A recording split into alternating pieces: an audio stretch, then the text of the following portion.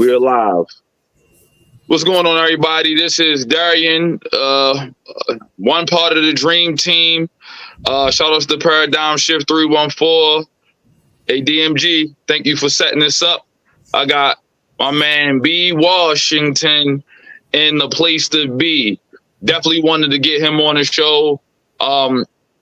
This is a black man with a lot of good things going on in his life, some things that I want him to get into. I ain't gonna do too much talking. I'm gonna let him introduce himself, and we're gonna get right into a nice little interview. Cool. Yeah, how you doing? This is Byron Washington, aka B Wash. Just your neighborhood brother trying to do his work in the community. Hopefully we can have a good chat. Just talk about some things with the faith, with Christianity, Africa, with Black people in America, and we'll go from there. Exactly. So initially, I've been around the community for maybe about, I'm gonna say a little over 90 days, about that or so. I met you through, subsequently through the GT, then Nobody or Jacobus. What up, Jacobus? And then DMG. And one day we was talking, I'm like, Byron definitely knocking out a lot of those boxes, checking off a lot of boxes that a lot of people in our community don't really officially check off. And he was just like, you know what would be good? If you and him sat down and did an interview. And I was just like, you know what? That'd actually be a good idea. And so he said, look, I'm going to get him on the phone and see what we can get done. And, with both of us, with, being black men, with jobs, with families, we got a lot of stuff going on outside of, the realm of the internet. But I was like, let me get my man on and see what we can do. And so this is how we got here. But can you tell me just a little bit about your upbringing? I know you black. Where'd you grow up at? Yeah, man. So I'm from Baton Rouge, Louisiana. I grew up actually a little like on the countryside part of Baton Rouge, place called Urbanville. So grew up with cows, horses, stuff like that. But also grew up did stuff in the city as well. When played sports, schooling, did excelled in there. What sports did you play? I did growing up. I did baseball growing up, but then when I got to middle high school, did track, football, basketball, and then when I got to high school, just focused on football and track. Okay, so I gotta ask you all the classic sports questions. When you played baseball, what position did you play? I played catcher. You was catcher. So yeah. For me, I played shortstop, and then I ended up subsequently playing catcher, and then outfield like center field. Yeah. But that was back right. The East Coast a little different. I know y'all bigger on sports in certain degrees. I feel like in the South you could play a sport and then that'll take you all the way through college, just by the right person seeing you. I feel like it's a little harder on the East Coast. But you also said you played football. Mm-hmm. What position did you play? So football, on defensive side, I played cornerback, and then on offensive side, I played you used to call it split back, but kind of played a running back, wide receiver hybrid. Okay. I did that. Did pretty good in that. Got some offers, so I went on to track and football offers coming out of high school. So went on to actually decide to run track in college, so I ran track more. Even though I played a little bit football in college, after my freshman year, I went straight track. So what did you run on the 40? That's the question. So FAT time, which those who know FAT laser time, I did it for like a 4.39. Okay, so I feel good. That's where I was too. But they timed us in high school. I never played a sport in high school, but that's what I ran. I ran a 4.3. I was pretty fast. I think that came from swimming. But you was pretty fast then. Yeah, I was decent. I always tell people the FAT laser time because as you get older, everybody times always reduce and say, some people be like, man, when I was in school, I ran a 4.1. Like, no, yeah, all right, bro. All right, bro. Yo had wings on his cleats. I believe it. No, I used to be proud of that because I didn't play any sports. I was bad. So, just coming up and the the baseball coach and the football coach and the track coach was like, look, I heard you was pretty fast. Cause I raced a couple of the fastest, like the top 3 fastest guys at my school. I never forget the boy Duck, this African transfer student.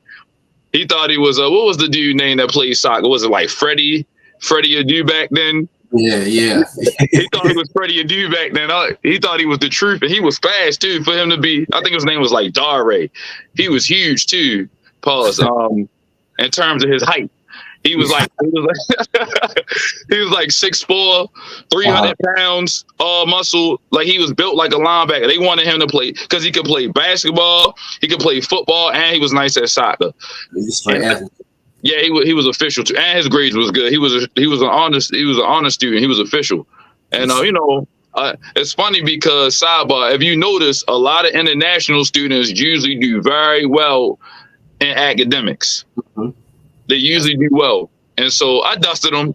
I was like the 3rd fastest kid in my high school at that time that actually ran. It could have been people who, was running the streets that didn't really participate. But in gym, I was proud of myself that year. But it's not about me. And you said you ran track. What college did you run for? So I ran for University of North Texas. Okay, North Texas. Yeah. Okay. And that's where they gave. So let me ask you this: when you chose North Texas, did you choose them specifically for the scholarship, or did you choose them because that was a school that you wanted to do for academics? It was more scholarship based. Like I knew, so like coming out of high school, I had academic scholarships to TCU, Baylor, Tulane, and Brown University. Mm-hmm. But I had athletic offers from Southern Miss, Louisiana Tech, and of course UNT and a few others. But I wanted to, I know I wanted to get out of state, so I didn't want to stay in state. And then at the time, I was going to go to Southern Miss, but the coach had just got fired like the previous season, so they had a whole new staff. So that scholarship was gone, uncertain, right? So I didn't know what was looking like. And then you want to take a gamble. Yeah, North Texas came in. And I was familiar with the area with Dallas. I got family that live out in DFW, and so I've been out there a few times and visit the official visit of the campus, and that was all she wrote.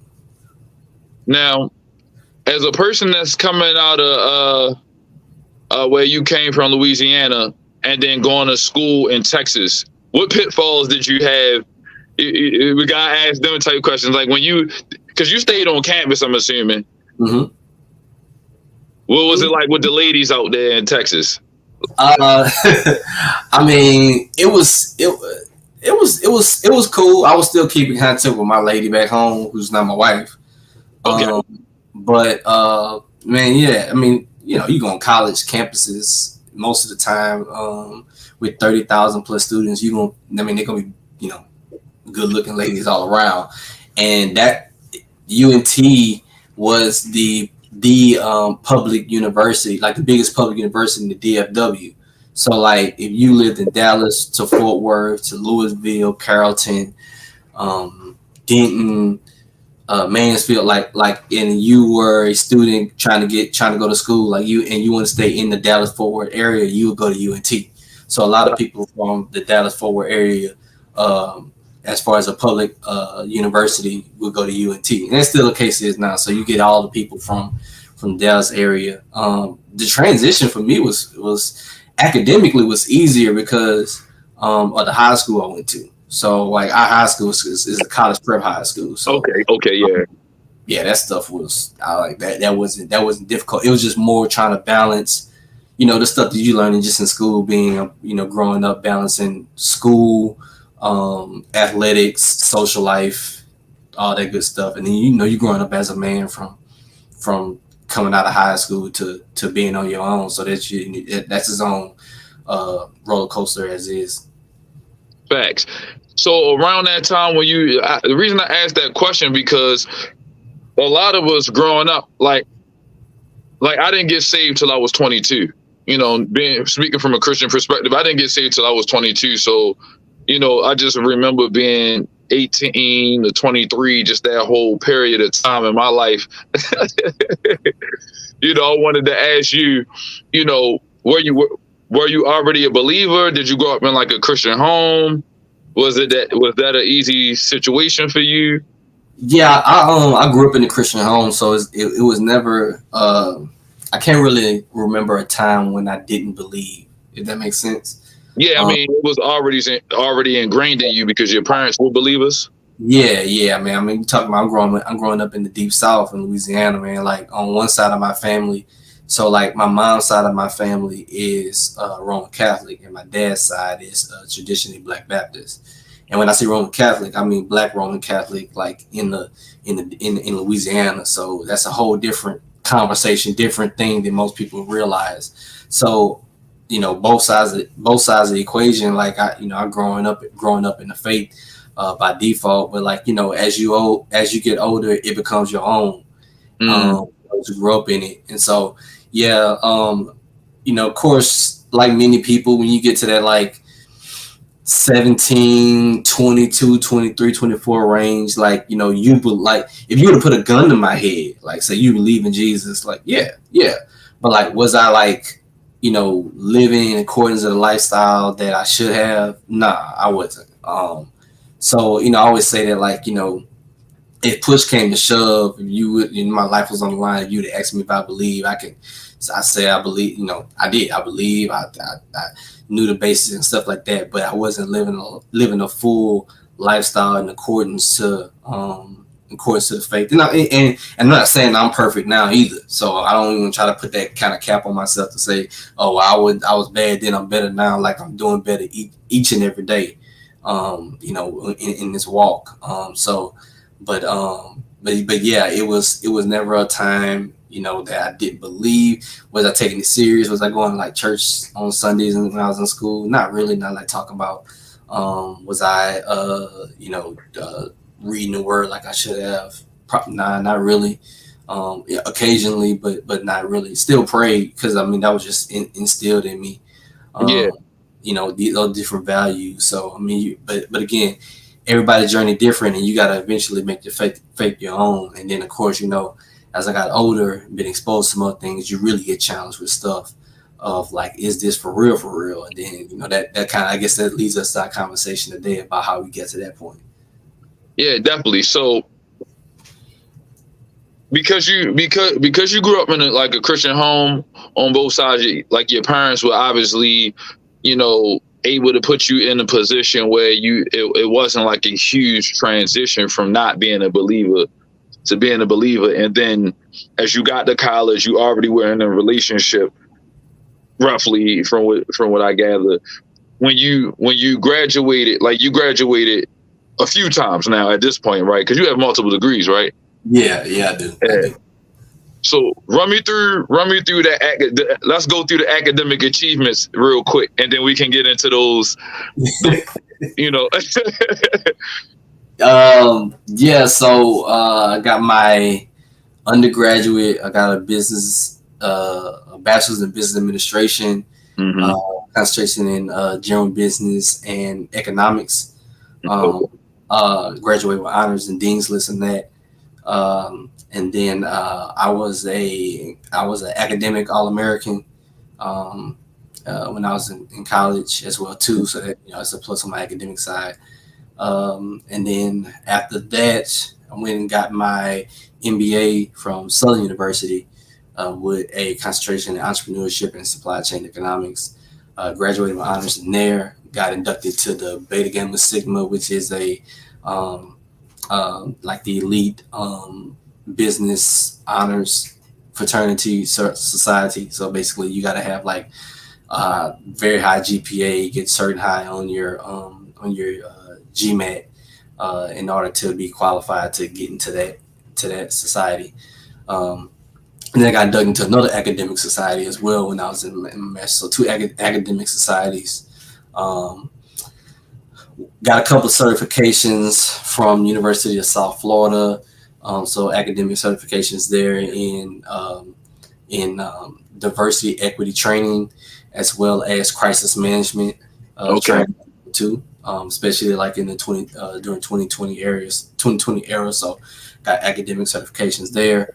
I have two. I have a licentiate degree in sacred theology, which is basically like they don't you don't do it as much in this country, but like in other countries, it's like the equivalent of a master's degree. Okay. It's like in between master's and doctorate. But I have a licentiate in sacred theology, and then recently just got my MDiv in so master's in divinity. And then of course throughout there's other like certifications that I have, like a certification in Black theology, certification in African studies. Yeah, that's kind of. Okay. So basically, you're a lifelong academic. You know, you've been going to school for a while. Like, Yeah, I guess so. I don't even, I don't even think about it that way, but I guess you could put it that way. That's fine. so I'm in a place where I got a series of questions I want to ask. The first is, what drove you to go from, your business degrees and things of that nature to getting degrees in divinity? Like, was that something that you felt like you needed? Are you in ministry? Were you in ministry at the time, or did you feel like you wanted to be able to speak to certain things? At the time, I wasn't in ministry officially. I mean, I've always been like, worked in my church, but I didn't do it for ministry. I did it for like for myself. Okay. It was different apologetics, hearing different things, challenges to the faith. Even within the faith, wanted to make sure like, okay, what are we rooted in? What are we grounded in? And so one thing leads to another, and then you just like, as you learn, you want to learn officially. I didn't want to just learn stuff. Reading books is fine. I do read a lot of books, Mm-hmm. but I wanted to learn by people who are experts and authorities in these different fields. And then what comes with that, you normally get certifications or some type of degree or license or whatever. And so that's kind of led me that way. I'm like, look, if I'm gonna do all this studying and learning and application and thinking, then I better have something that comes with it. And so that's what kind of that's what led that route. It was more one to prepare myself, and then one to get more rooted in, okay, what is the historic faith, and how do we define it? Because you see all these different attacks on the faith, and a lot of what I find still today is it's not the actual faith they attack. It is the caricatures or the bad representations or unlearned representations of the faith that they had. So a lot of times it's just correcting to putting things right position. That's a good point. I do see a lot of stereotypes that's being discussed overtly, and it has nothing to do with our actual faith. It has everything to do with somebody's we'll say denominational variance, and that could be all over the place. A lot of time, and for a person that's not involved in Christianity to give a stereotype, a lot of times it's not even rooted and grounded in facts. So it's just an interesting take. So I wanted to say this from an apologetic standpoint. Do you debate? Nah, that's not my thing. I'll discuss. I have a discussion. I don't debate, and the reason why I don't debate is that I've been exposed to like formal debating, Mm-hmm. and those people take it like super serious. And I'm not saying the joking way, like super serious mean like that, like the prep time, the training for it, the knowing the different styles of debates, because people online typically try to do some like modified version of Lincoln Douglas debate. Yeah. That's just one of like at least 9 different types of debates. But those things take time and preparation, and I never want to be someone when I do stuff to fake the funk.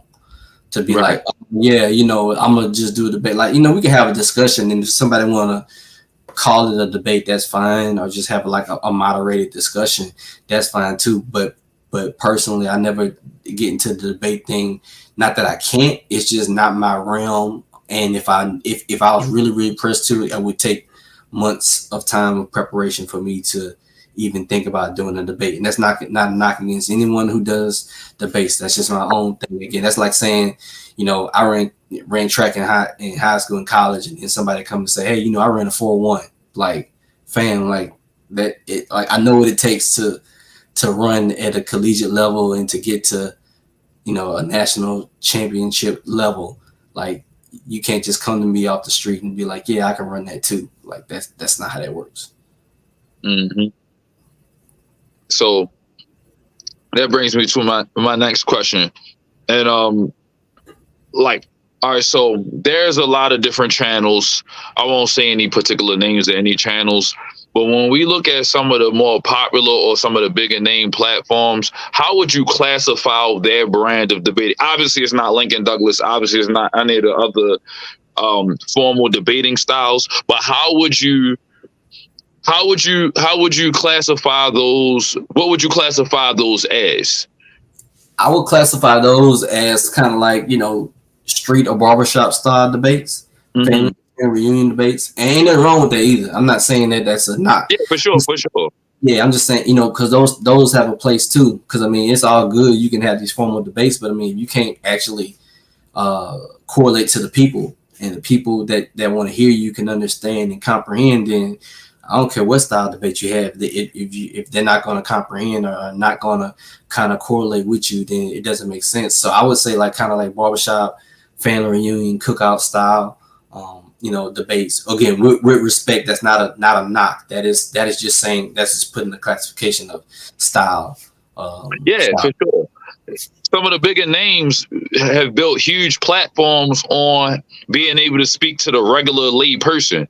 And I think and regardless of belief system or anything like that, I do genuinely feel like, I think there's a platform and a lane for that. I believe that it makes sense to have, I guess, that format where it's kind of laid back. It's not really super staunch in terms of academic achievement. Like, I could debate and I just was a humble IT guy, engineer. You know what I'm saying? Or you could go in there and you could have a debate and you could have the upper echelons of academic achievement that you have and still have a good discussion.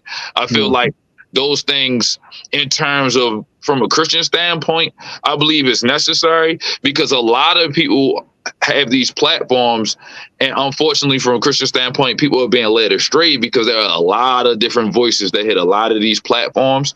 And then what happens is there is no collegiate level, or I won't even say collegiate, because I'll say experience, because there are a lot of people who have never been to college who say give a lot of good information. They still read collegiate level books, and they still know how to fact check. They still know how to give you primary sources. They still know, like, that. To me, I've heard some information that I had never could have fathomed from a person that had never been to school before. And I'm like, what school you went to? He's like, I never went to school.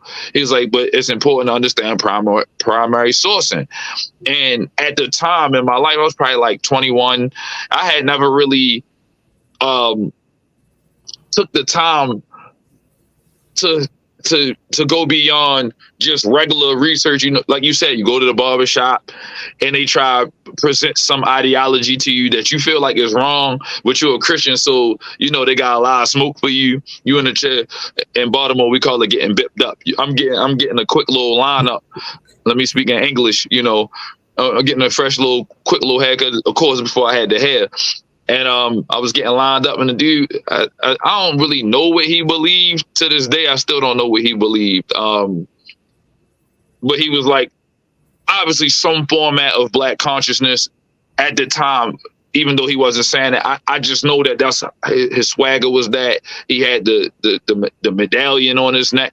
I just don't know what he believed at the time, because I wasn't even educated enough to really combat what he was saying, because I had never heard the stuff he was saying. And so I feel like a lot of those people have a platform. There's channels that they can type in on the social media, and whatever they believe, whatever their ideologies and philosophies are, there's a place for them.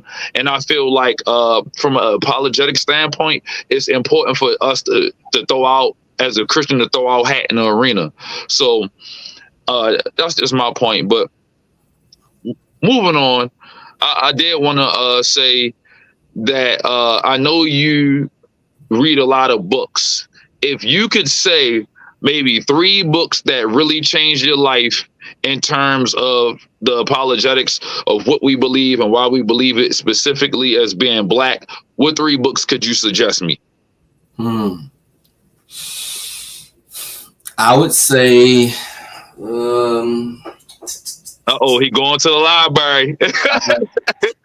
So there's a book by Dr. Kane Hopefielder. It's the African American Heritage Bible. Okay. And that's a really dope book because he comes at it from a African American perspective of the biblical landscape, and in conjunction with Africa. He touches on the language, he touches on the culture, the regions, and not just in Africa, like Egypt, Africa, but like all throughout, and shows the connections of the different people groups from that to Palestinian land, Levant land, whatever you want to call it, that region.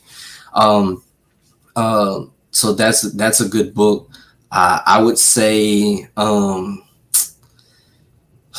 Dr. Vince Bantu's book. That's my man too. Shout out to Dr. Vince Bantu. Bantu, one of my professor and president of the university. And I would say it's a tie for a third, and this is only because it's Christianity in the Greco-Roman world. It really shows just how these concepts that people think that just was made up, that was already existing at the time in that world. And people hear Greco-Roman, they just say, "Oh no, European." Like that's like saying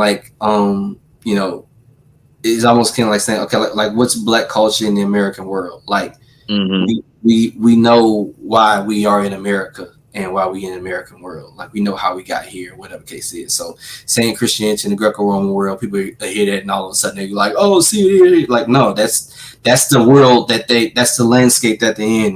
They spoke those languages. It's the reason why you and I speak English today and not our native tongue that we come from. Like there's a context and history behind it, and we acknowledge that. And so you can't take that away, but that don't mean, like, my name is Byron Washington. That doesn't mean that I have the same ideology and worldview and ethnic background as like George Washington, right? Like, right. Clearly, there's a ocean's difference between the two, even though we both have the same last name, Washington, and speak English and in the United States of America. So, and then, well, I said the third is because there's a book called the Catholic Church in Tropical Africa. Okay. I'll be talking about that more in a week or so when we were doing the kind of Juneteenth presentation about Christianity in West Central Africa. But that's more, that really helped me out to brought to light a lot of resources of what existed prior to the stuff that you can find on Wikipedia right now about the Portuguese going into the Congo and being the first contact of Christianity in West Central Africa. That like throws that stuff on his head like false. Okay, so that's a misconception that a lot of people have purported over the last it's been since I've been online with this stuff, you know. Yeah. So if I can ask 3 popular questions within the Black conscious community, and maybe you can give us like just a quick snapshot answer just for those. This is why they pay you the big bucks. You feel me? You know, it's not how long it took him to answer the question. It's how long he studied to get this material. If somebody came to you and said, Jews were Europeans, what would you say to them? False. Like not like, like false. Like I would go first. I would say, well, like, what do you mean by Jews? By like, are you just talking about the people Israelites, like those people? Or because some people use the terms differently. Jews can mean like you're talking about the tribe of Judah. Judah, yeah. Talking about in general just the people that we call that come from Israel and stuff like that. And some people use it as a like as an other negative to say like the Jews are the people that went into Europe, the Ashkenazis. Like Ashkenazis, yeah. Like I would say false. Like those. To me, when they say that, that means you are actually more obsessed with Europe than me, because I can recognize that like people from the Levant region went up into Europe, but they also went into Africa, they went into Asia, and others stayed where they were. So yeah, there's African Jews, there's European Jews, there's Asian Jews. Like you only got 3 options in that region. There's 3 continents: Europe, Asia, and Africa. And we know that there's migrations that went into all 3 continents from people, the Israelites or whatever. So yeah, I mean, I would never say that those 2 terms are synonymous. So basically, from your vantage point, the Jewish, and I mean Jewish, like collectively, not just the tribe of Judah, the whole entire diaspora is very diverse in terms of ethnicity and culture. And Absolutely. So to actually say that just, the Ashkenazis are the real Jews, and they not really you get what I'm saying? Yeah. So that would lead me into my second point. I've heard it said quite a few times over the last couple of weeks that Christianity is part and parcel to European domination.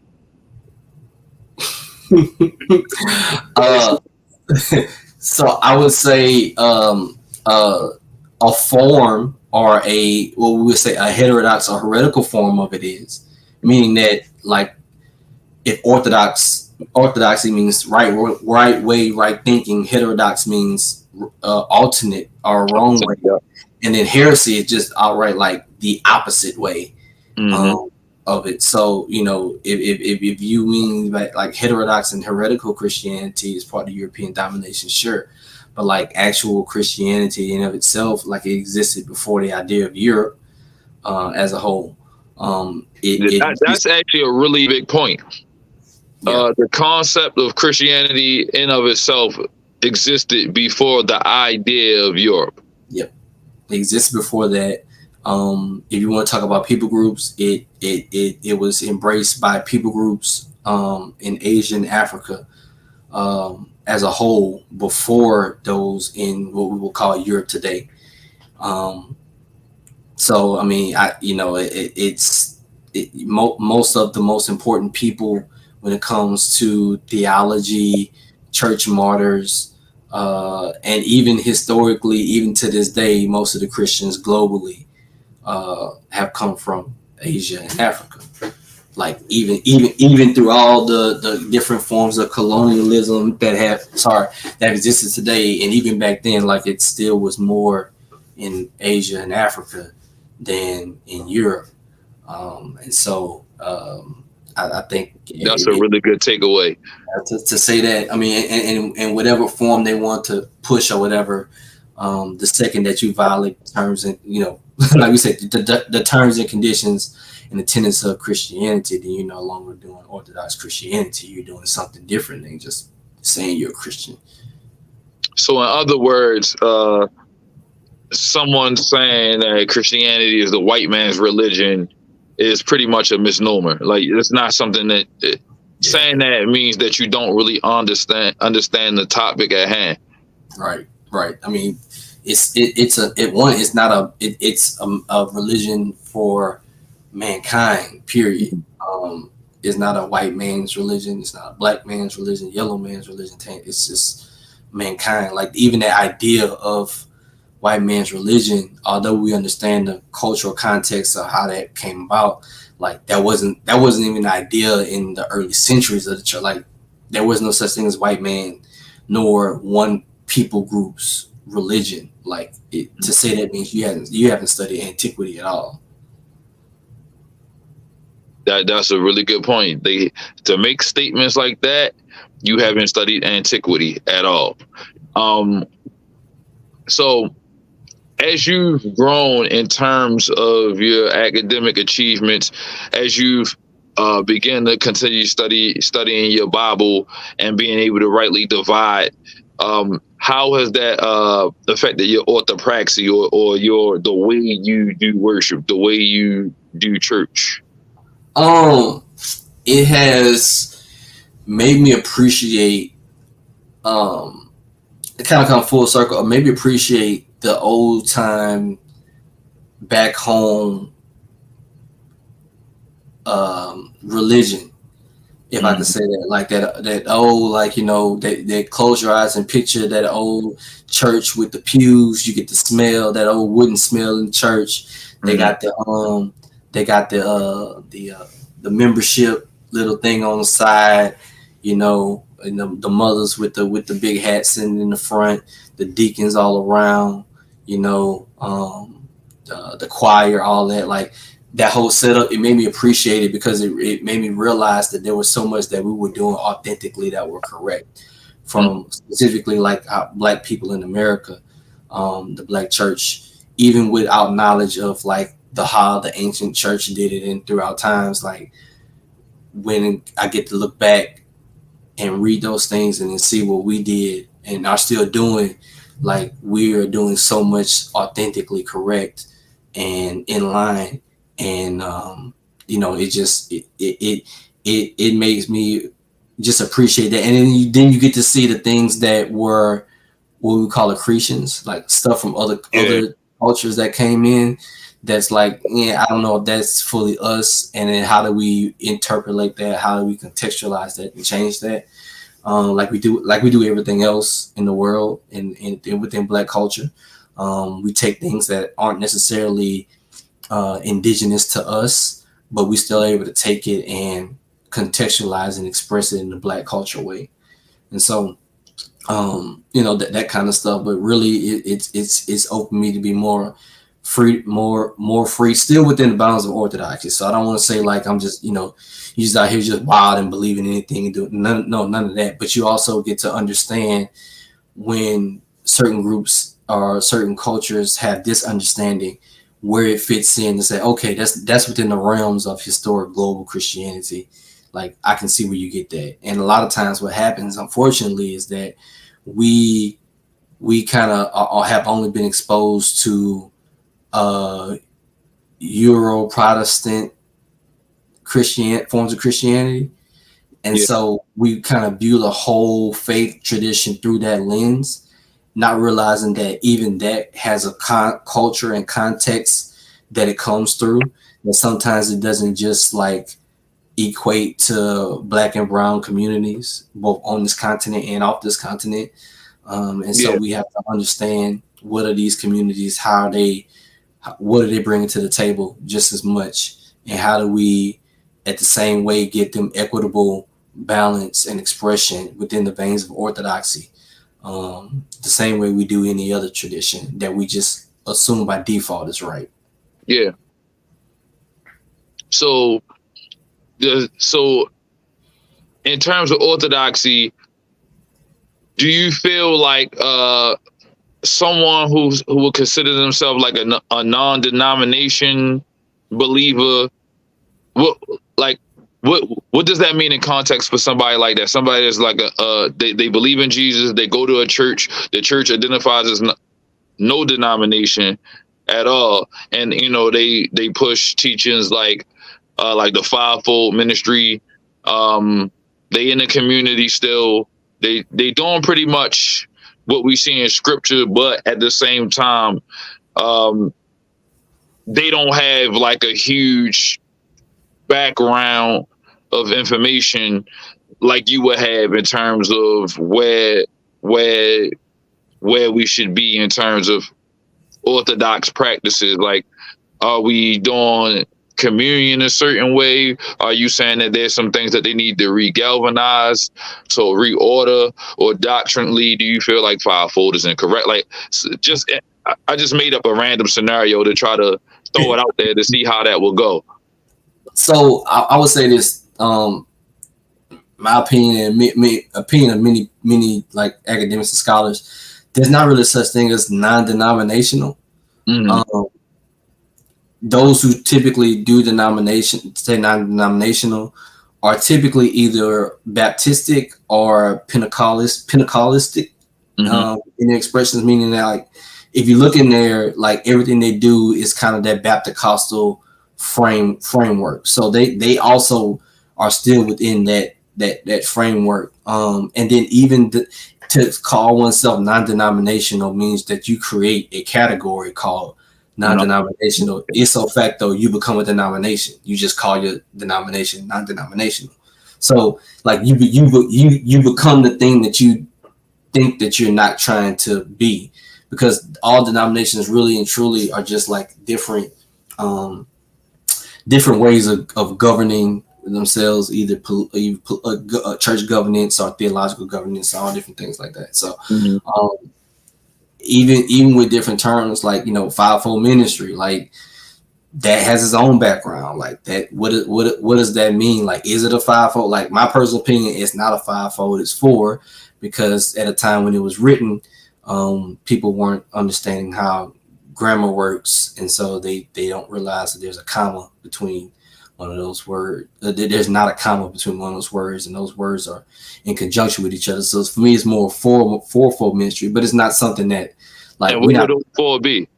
I want to say it's. See, it's apostles, evangelists. I think it's teachers and preachers are the ones that. Okay, because it's apostle, prophet, evangelist, teacher. So you saying that the teaching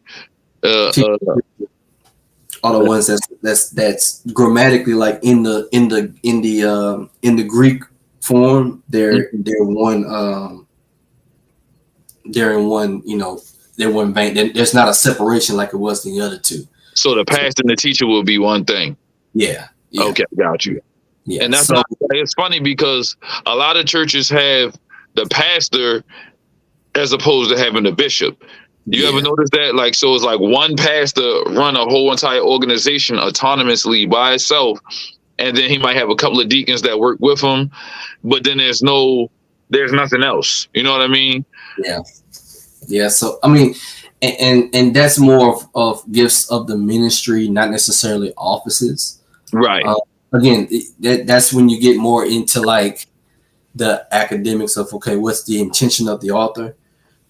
What do they mean? What are they trying to say during this point in time? Again, it's not saying that you know, you ain't going to hell for it or nothing like that. But if we want to be correct, then, you know, there's corrections that we can make to say, okay, well, this for a time we understood while we may have been limited with access to proper scholarship on this biblical text, but now, you know, in 2024, we have more than enough material to say, okay, like that's grammatically incorrect, how we were doing it, and we can make some adjustments to kind of fit in line with what the scriptures. What I find ends up happening though is that when people are exposed to the scriptures, most believers, that the truth about what it's saying, and it kind of like buttresses against what they've grown up for it to say. Yeah.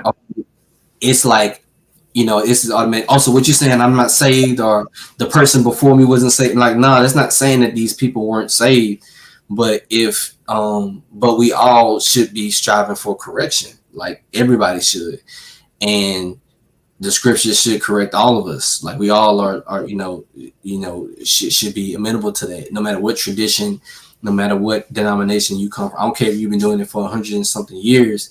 If we actually find like, okay, well, this was the intended author, then you gotta like, well, let's, you know, we gotta submit. We want to submit to the scripture, or we want to submit to like how we always been doing it.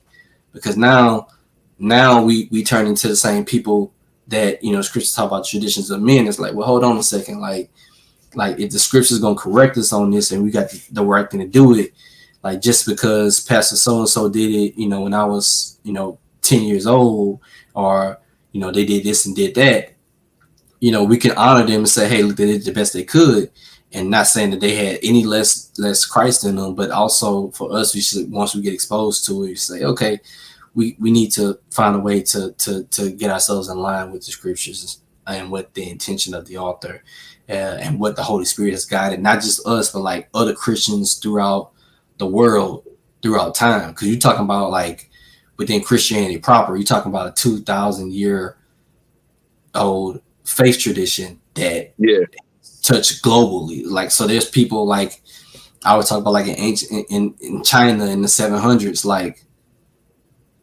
they don't know anything about the Americas in the 1980s or 1990s, right? But then we can see that they weren't influenced by any other stuff, and this is how they interpreted the scriptures. And then they did the same kind of things that people in India did, and then they did the same kind of things that people in Ethiopia did, or people in like England did. And it's like, wait, hold on a second, like these groups that ain't never touched each other during that time, like we look and see that they although they had their different expressions, they kind of had the same theological vein going on.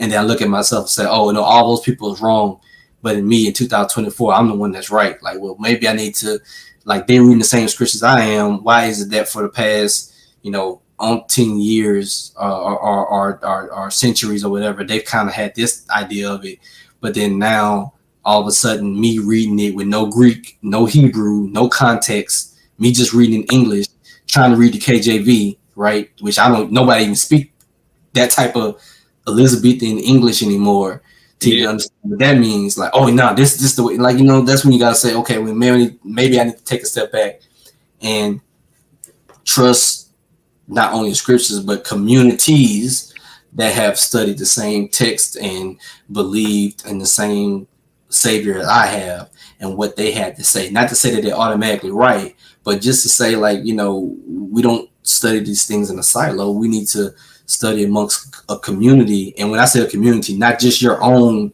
community, like the Christian community. So we need to look for the past, look at the present, look at what's going on now, and then make more sound decisions.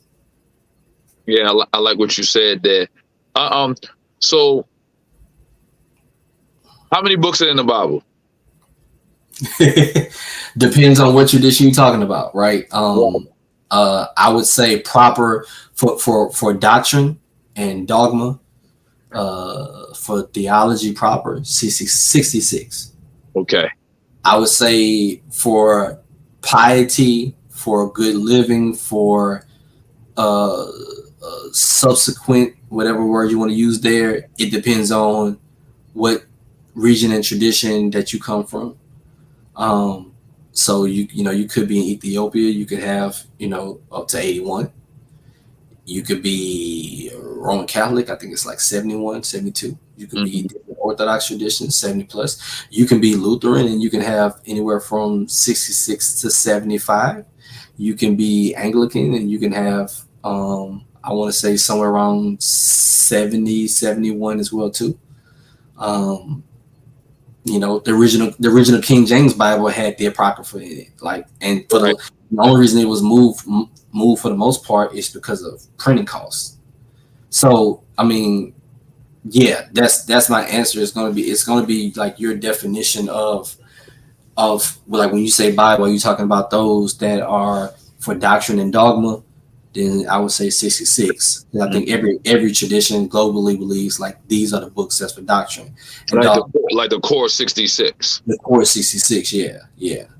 Outside of those are things that supplement like that, like traditionally in the church, it would be those books are not the ones. Those outside of 66 are not ones that you can establish doctrinal positions in of themselves. So you would say these aren't necessarily canon. Well, canon, it can still be canon. There's different ranks of canon, right? So, like, does the Book of Kings hold the same weight as Deuteronomy? I wouldn't. I would say Not no. necessarily no, because one is a historical timeline, and then the other one is the narrative as to what they, you know what I'm saying? It's the first 5 books of Moses. It's the Torah. Yeah. Like that, this establishes the law. Like this establishes what God, in the first 5 books, God's establishing His law to the people, right? And both of those books are necessary for different reasons. But exactly, right. And so we know this exists already. Like we know in the New Testament that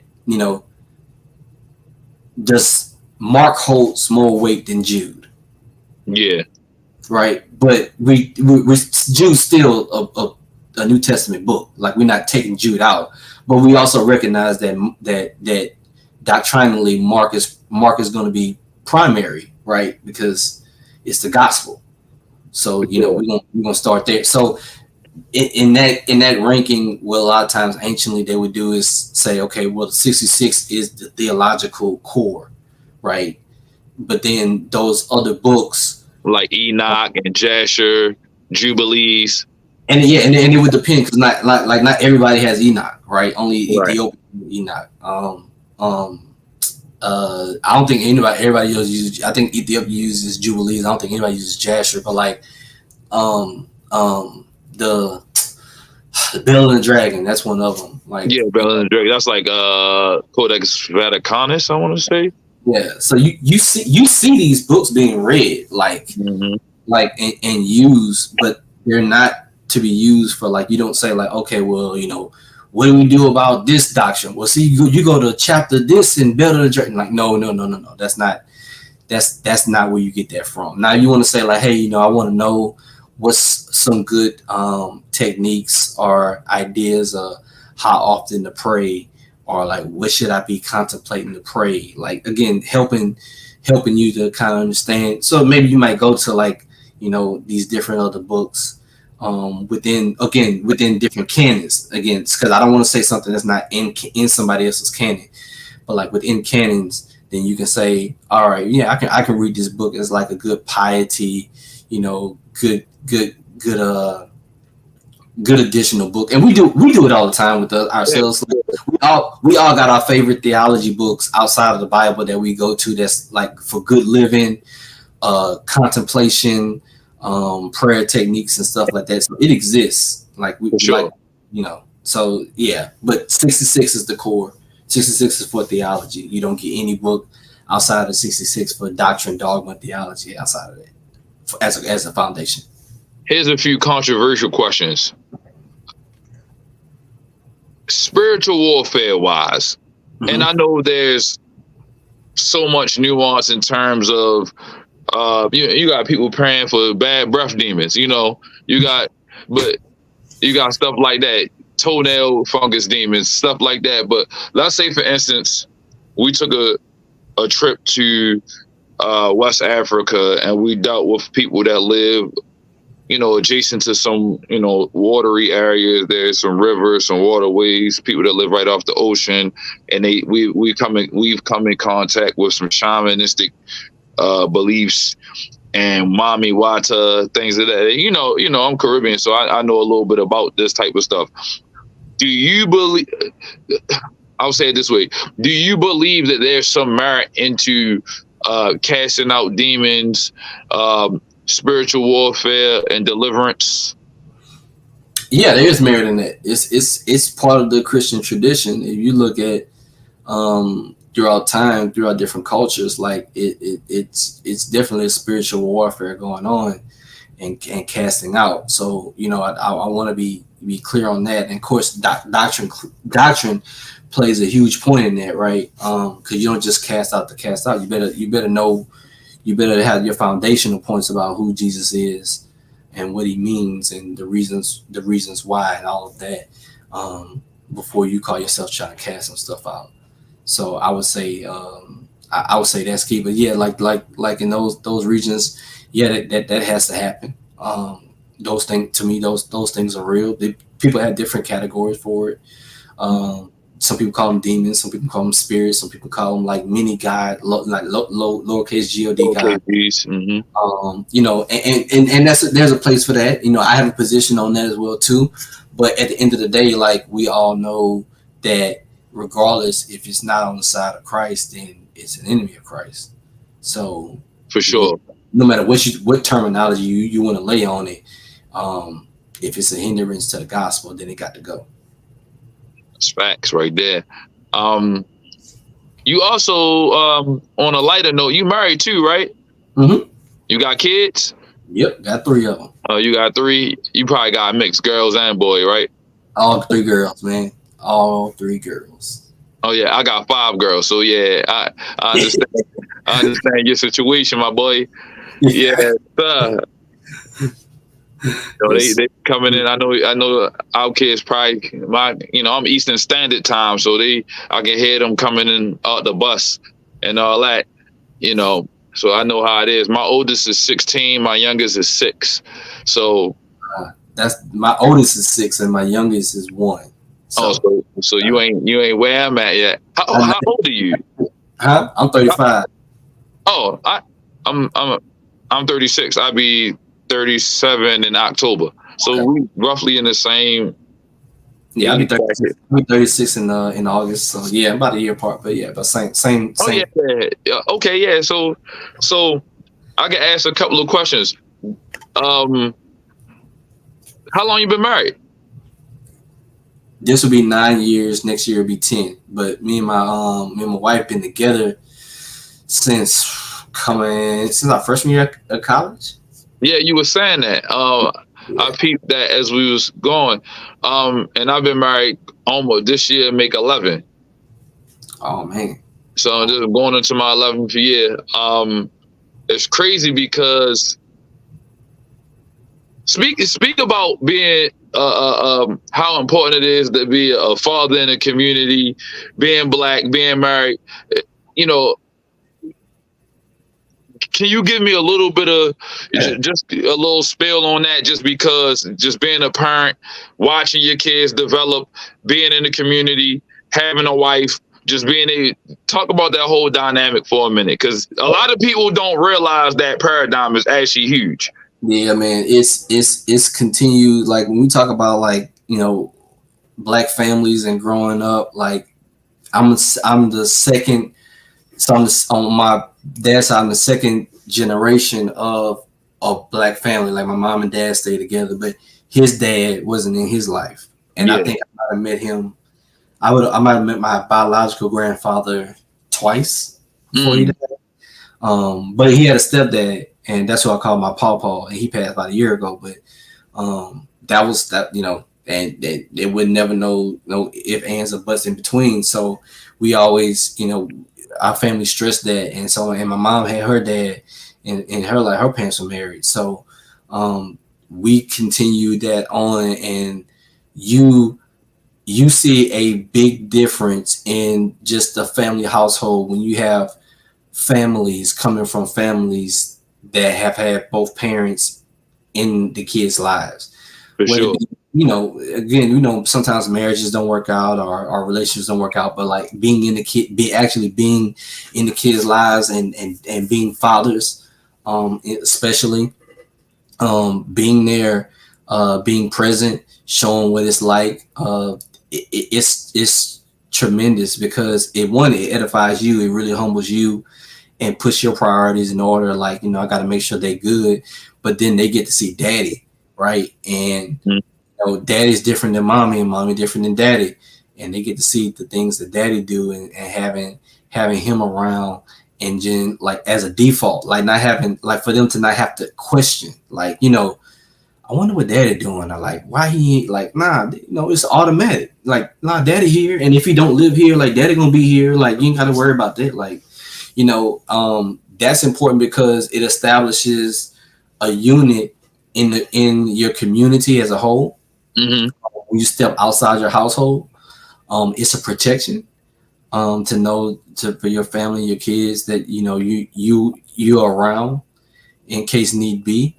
And then it as a man, it humbles you, because you definitely realize that there's things bigger and beyond you. And as Black men, we understand the sacrifices that you got to make. Like, nah, bro, I can't be out here just like even if I'm not clubbing, right? I can't just go out and try to spend something stupid, like stupid on something stupid. When I got kids, make sure that they're good, and so now you have to prioritize your time and prioritize your money and prioritize and involve them, like involve them in stuff they do. So like all the community work I do, my kids are involved. Like they with me. Like when we out doing our events, when we out, speaking engagements, when we out teaching, like they with me and they're involved. And so that's instilling something in them and continue. So when they get adult age, like my daughters, when they look to find a husband, they don't have to find a carbon copy of me.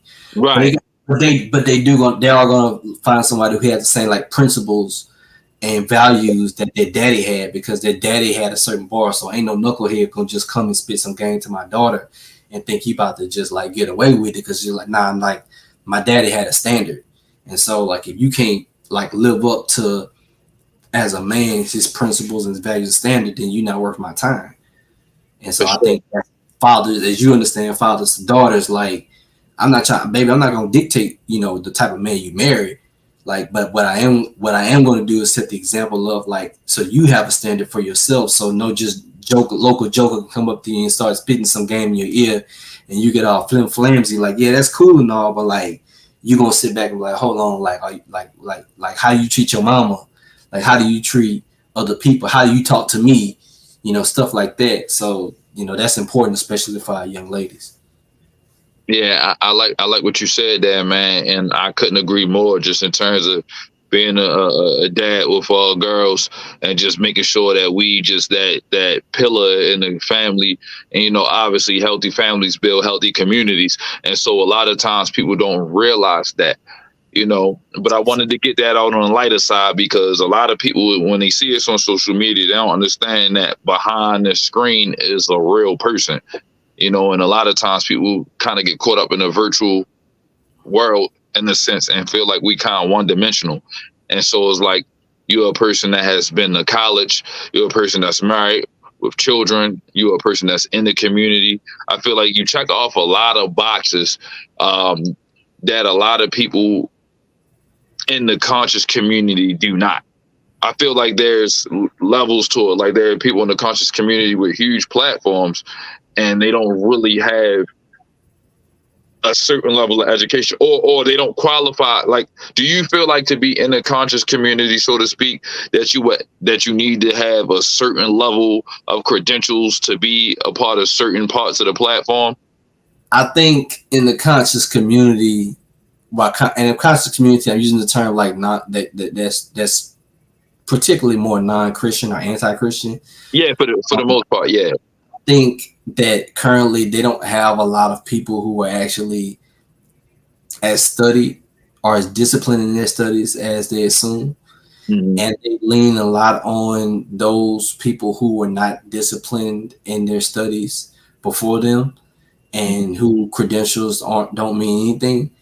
And the pushback, what happens is that, like, oh, you listening to this, this white man, this white woman. My thing is that, like, if you are really about your people, there's plenty of Black authors and thought leaders for the last 150 years that have existed, that you don't have to go to these core I call it just pseudo people, like past. Like there's contemporaries that have done the work, that have done the studies, that you can lean on for information. It don't mean that you have to all of a sudden tomorrow wake up be Christian, but at least be more accurate and be more sound in the stuff that you have. And what I find is that a lot of times, like they don't really have a leg to stand on if it's not critiquing Christianity in particular, and then you strawman Christianity as in the white man say X, Y, and Z, but you never really see them like, okay, what is the theology of the Black church? What is the history of the Black church? What things do they do? And what have they spoken against? What have Black Christians traditionally in America spoken against? Right? Like did we actually get Christianity beat into us? Well, let's look at what the slaves and former slaves had to say about this faith tradition. And yeah, you may find a couple that say, yeah, they beat into it, but you're going to find a good amount that's going to talk about the things that's opposite of that. So it's like, well, how are you going to say that, on the one hand that you for our people, but then you ignoring our ancestors when they're telling you something? Like, so that means tell me that you more agenda driven than truth driven on that. Yeah, And so you agenda don't have driven, more agenda driven than truth driven. to be truth That's a driven. nice little lineup right there. So you not, that mean that's showing me like, bro, like this ain't got nothing to do with a faith tradition or whatever the case is. It's like you just rejecting something because you don't personally like it, but then you ignore other people who have paved the way for you to be out in the open and saying you don't like something. Like people died for you to be out in the open and be crazy and stuff like that. And so to just like disrespect and to throw them aside, even if you disagree with them,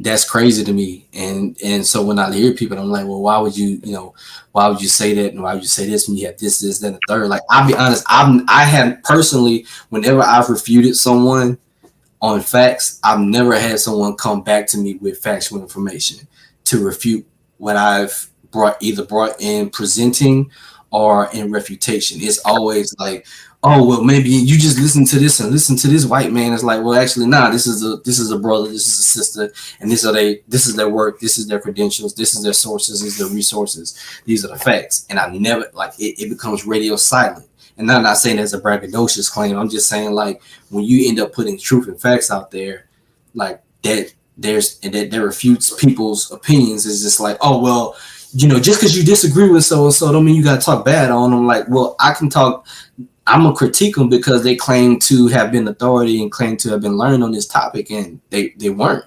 And then they go around feeding horse manure to my people for the last 50 something years, and people still quote these same people, and it's like they're not actually professors, not real ones. They're not actually PhDs or doctors. They actually don't even study the material that they have. I often said time, like, these are just dudes with a library card. Nothing wrong with a library card, but like, don't go around acting as a intellectual authority when you haven't been properly peer-reviewed. And then when you are getting critiqued, it's just the response is, oh, well, racism. Well, no, it's not racism, because you ignoring, like, how's it racist if I'm saying, like, oh, this former slave said XYZ was happening, this was XYZ was happening. Again, former slave is saying this. Like, where's the racism in that? Like this abolitionist is saying this. Like, that's not a racism claim. That's a truth claim. Yeah. And it goes against what your quote unquote master teacher may say. But am I gonna believe your master teacher, or actually the words of the person that lived it, that went through it, that saw it? Like, you ain't got no whip marks on your back, my boy. Like, you ain't never seen nothing. Like, we ain't seen shackles, right? We seen some crazy stuff, don't get me wrong, but like, we ain't seen like shackles and whips and people being sold on the bay, on the docks and stuff. Like, these are people who've seen and witnessed and lived that, and they're telling you this what it was and this what it wasn't.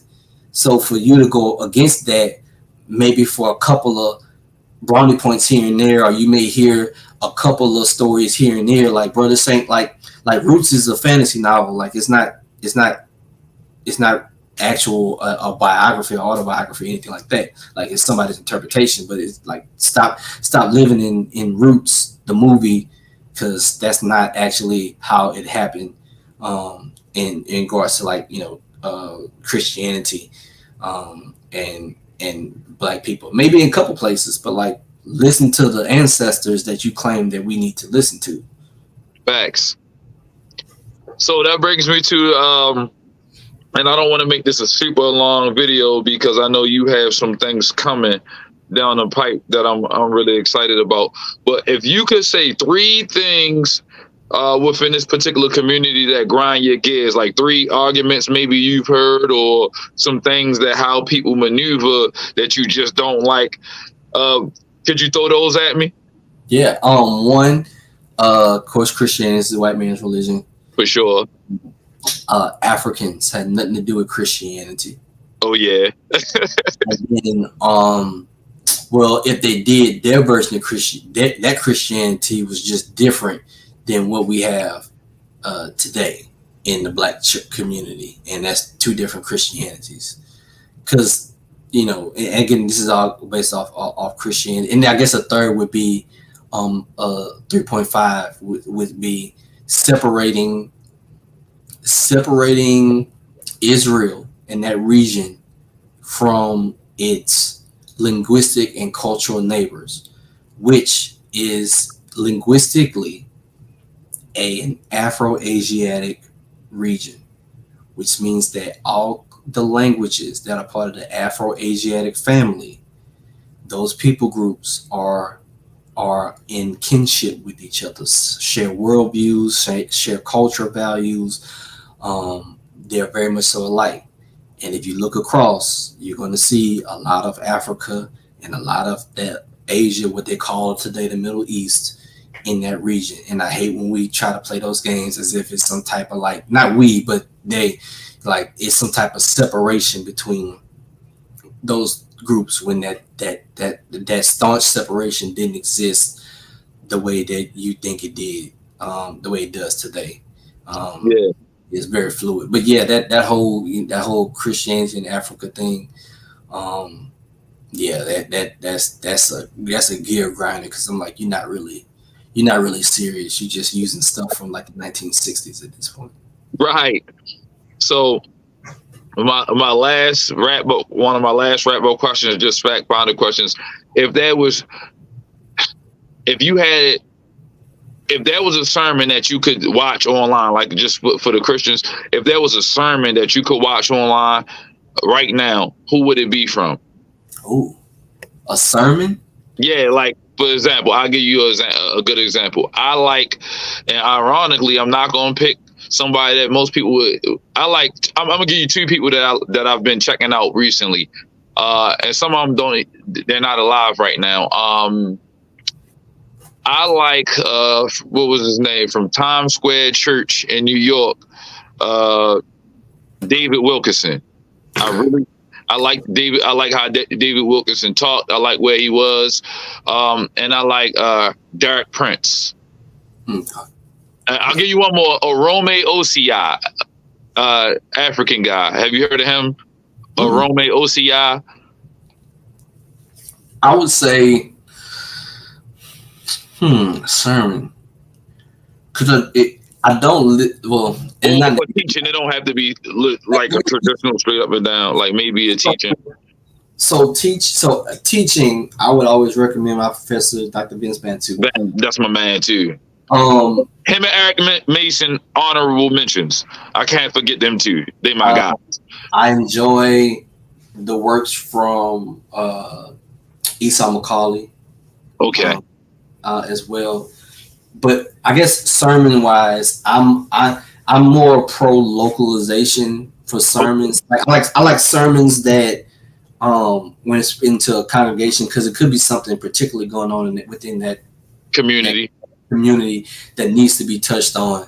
But I think in these cases, for like the apologetics of what we deal with, I think having a conversation about I would say outside of sermons, like outside of your Sunday sermons, we need to have these lecture series, whether it be your Wednesday night Bible studies or Thursday or Tuesday, whatever you have, in different lecture series, so people can get on game of what two things they need to learn about African.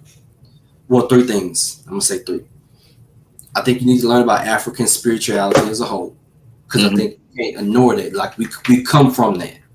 Two, you need to learn about African Christianity as a whole.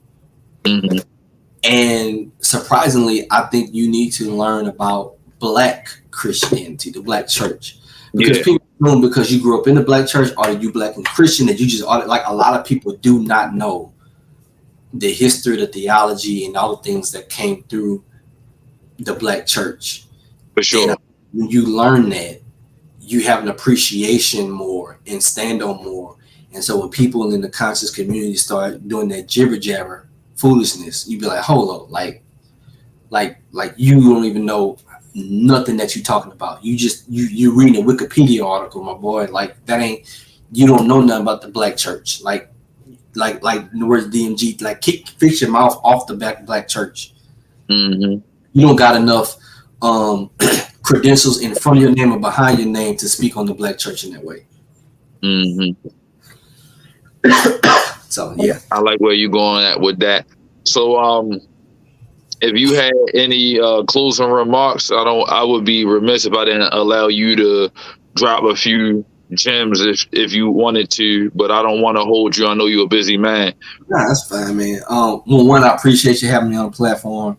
I appreciate the interview. Hey, thanks for doing the interview. Man, and my challenge is twofold for, like, Christians in general, because I just don't want to say just Black Christians, but Christians in general. I think it's important for you to get rooted in the historic faith, and to have knowledge about it. For Black Christians, I think it's important for us to really learn about our history on the continent and on this continent. When it comes to the faith, there's a lot of stuff that we just really need to have for lack of a better word, a closed door in-house come to Jesus moment about some things. And for the conscious community of those anti-Christians, like, it's not my job to make you Christian, right? Yeah. My job is to at least make sure that you know the fact. Like, if you want to be anti-Christian, like, be anti-Christian for the right reasons, if that makes sense. Like, oh yeah, the tropes, like, that stuff don't make sense, and you can always ask and have more in-depth questions, because what typically happens is a lot of goalpost moving when things get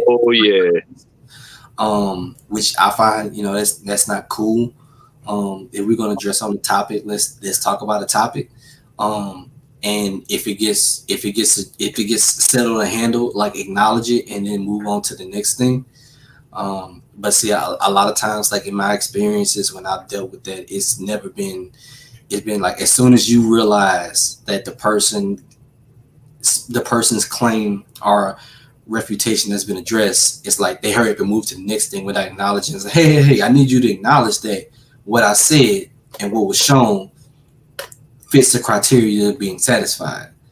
And a lot of times they don't want to do that because they don't want to, give that leg up to say, that's okay, you was right. That's correct. Like, it's what Nick is going to the next thing. So it was like, first, Christianity was in Africa. Well, yeah, it was. You got Christianity in Egypt, you Christianity in North Africa, Christianity in Ethiopia. Oh, well, they was forced. Well, actually, no, they was Christian before.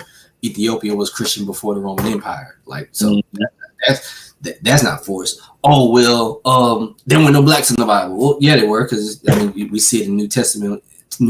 There's Africans there.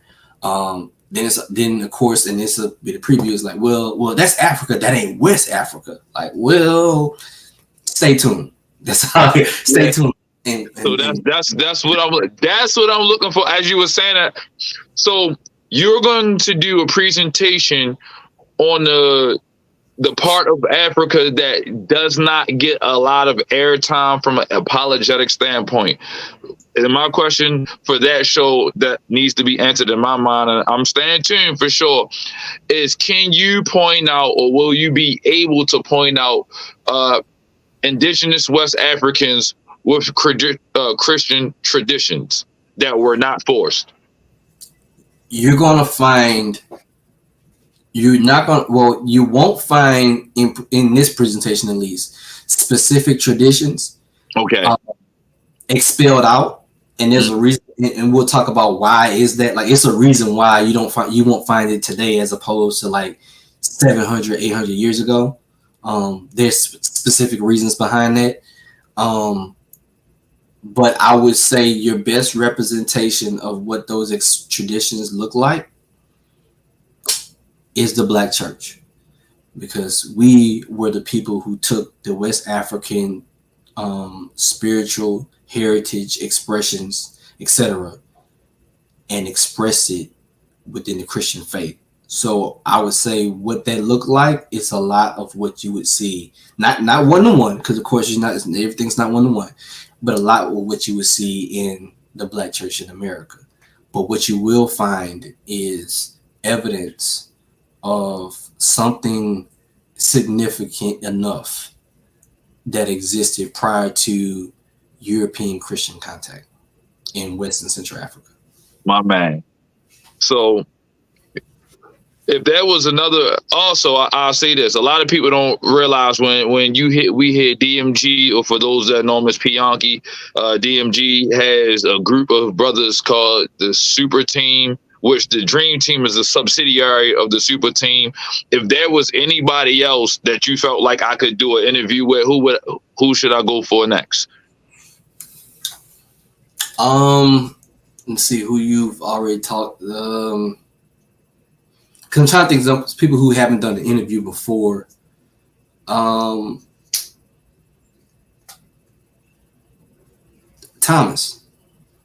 Okay, I'm gonna holler at Thomas next. Yeah, I'm gonna holler at Thomas next. Like I said, bro, I appreciate you for jumping on. You know, we was able to get our schedules to lock in. My kids was quiet when they came in on the bus, so I don't have nothing bad to say about that. You know, I'm happy. I'm looking forward to that. Do you have a date on that show that you're dropping? With the presentation? It's supposed to drop on Juneteenth. Okay, back.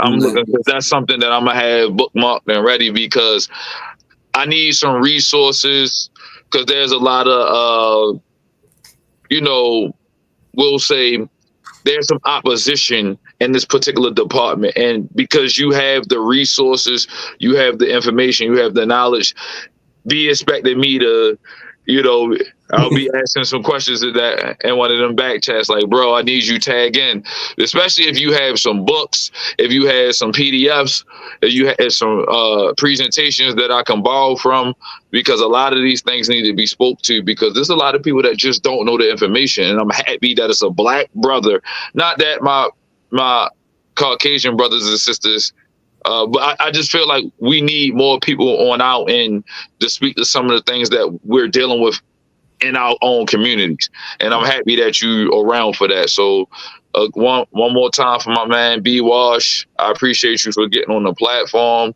Also, don't forget, coming up in the near future, maybe within the next couple of weeks, you should be hearing from the Craig and Craig Law Firm in DMG, Paradigm Shift 314, Battle of the Ideologies. You're going to see, you got Christians versus atheists, you got theists versus different BHIs, Hebrew Israelites in the mix. You got I don't know what you would call it, New Ages. We got a couple of different people. We got some Rastafarians in the mix. Shout outs to all the debates coming up. I'm really excited for that. And I'm ready to see something happen. So listen, guys, this was me. I'm Darian. That's my man, B Wash. We're going to go with the nickname. We could call him Doctor next week, but today we calling him B, you feel me? But if there's anything y'all want to see next, don't forget to hit the like button, hit that bell icon, subscribe to the channel, leave us some comments, questions, let us know what you think, and we'll see y'all next time. This is us signing out. God bless and peace.